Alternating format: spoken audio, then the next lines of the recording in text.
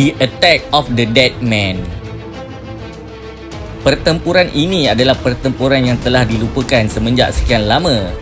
Ia berlaku pada awal era Perang Dunia Pertama di antara tentera Imperial Rusia menentang tentera Imperial Jerman. Inilah juga serangan gas beracun yang pertama di dunia yang digunakan oleh Jerman. Lokasinya ialah di kubu Auschwitz yang dibina Rusia yang sekarang ini di timur laut Poland. Pada Julai 1915, seramai 500 tentera Rusia yang masih berbaki telah mempertahankan kubu tersebut. Pihak Jerman yang berkekuatan 7,000 askar telah menyerang laluan ke kubu tersebut berkali-kali sehingga Ogos. Walaupun kemusnahan teruk telah dapat dilihat, tetapi tentera Rusia masih lagi bertahan dengan hebatnya. Jerman sudah mula hilang sabar dan akhirnya mereka menggunakan serangan gas beracun setelah memastikan arah angin meniup ke arah kedudukan kubu Auschwitz. Apakah yang telah terjadi? Okeylah, kita stop dulu dan kita ke belakang sedikit. Kubu Auschwitz ini adalah laluan utama yang paling cepat sekali untuk menerobos ke wilayah-wilayah Rusia. Selagi adanya kubu Auschwitz, plan besar Jerman untuk Eastern Front akan terjejas. Serangan telah dimulakan seawal tahun 1914 lagi. Mereka memulakan serangan pertama mereka pada September 1914.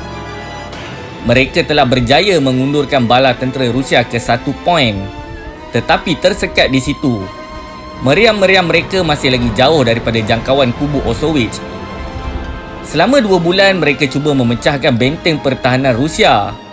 Maka pada Februari 1915, tentera-tentera tambahan Jerman telah sampai dan selama 2 bulan lagi mereka bertempur dan akhirnya tentera Rusia terpaksa berundur.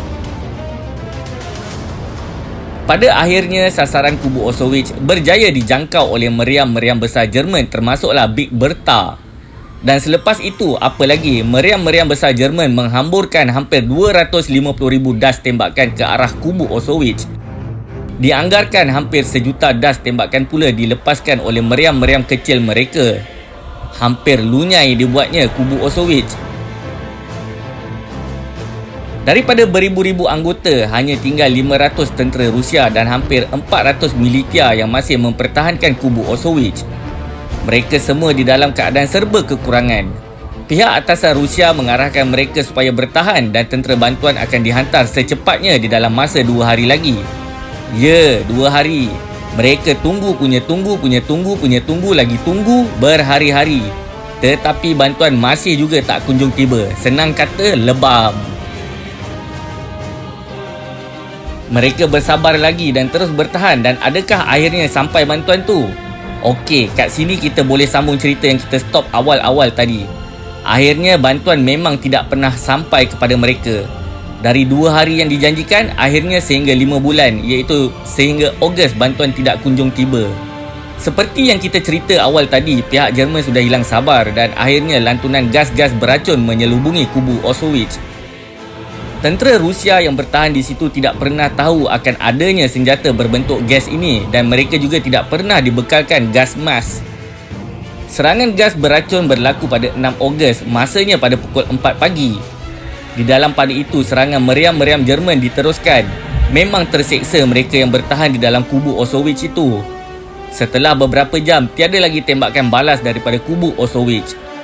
Tentera Jerman mengandaikan bahawa kesemua mereka telah terbunuh dan ketumbukan Jerman seramai 7,000 anggota siap dengan gas mask mula memasuki kubu Auschwitz. Tiba-tiba mereka semua terkejut dan kaget, terperanjat serta takut.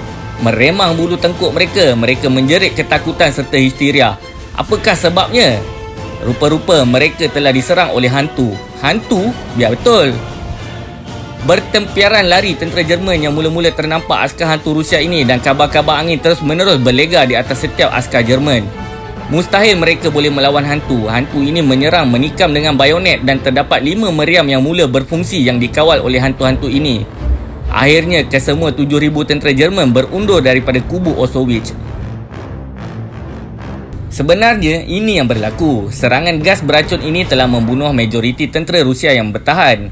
Ada yang kata 60 askar dan ada yang kata 100 askar yang masih bernyawa lagi. Askar-askar yang masih bernyawa ini sebenarnya seperti tinggal nyawa-nyawa ikan. Darah menyembur keluar daripada mulut dan hidung mereka, malah ada juga daripada mata mereka. Paru-paru mereka telah rosak teruk dan mereka semua mengalami batuk berdarah. Dengan jiwa kental mereka, mereka cuba melawan lagi. Mereka telah membalut mulut dan hidung mereka dengan kain-kain carik. Dengan keadaan mereka sebegitu, pergerakan mereka pun seperti zombie. Inilah yang telah menakutkan bala tentera Jerman. Di dalam keadaan yang lemah sebegitu, mereka juga berjaya melakukan tembakan daripada meriam kecil yang ada dan masih tinggal. Tidak sampai 24 jam kemudian, kesemua mereka akhirnya mati akibat kecederaan teruk daripada sisa-sisa gas beracun. Selepas 2 minggu apabila mendapat penceritaan yang sebenarnya, barulah bala tentera Jerman mula memasuki kubu Auschwitz dan seterusnya mereka berjaya mengalahkan tentera imperialis Rusia di dalam Perang Dunia Pertama ini. Manakala akhbar-akhbar dunia kemudiannya memaparkan pertempuran ini sebagai berita utama akhbar mereka dengan tajuk The Attack of the Dead Man.